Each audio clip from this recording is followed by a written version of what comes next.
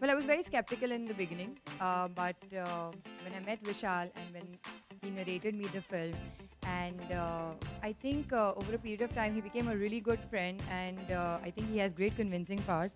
and, and all of us have become great friends, so I don't think it was really difficult. Yeah, but in the beginning I was a little skeptical, but then in the end it was all right.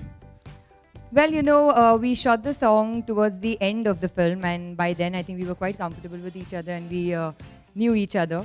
So, and we are actors. I mean, this is part of our job. So it's mechanical.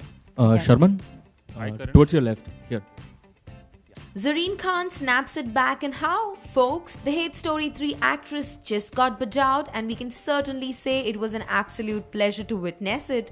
Watch the video right away as the lady Khan takes some of the meanest and nastiest comment with a pinch of salt. The ass away right video and watch it. Witness to pleasure absolute, and was it say certainly we can. And Bajad got Hate Story 3 actress, and how and back it snaps Zareen Khan. Well, watch the video right here in the way Zareen Khan gets bajawed. For more news and gossips, please subscribe to our channel.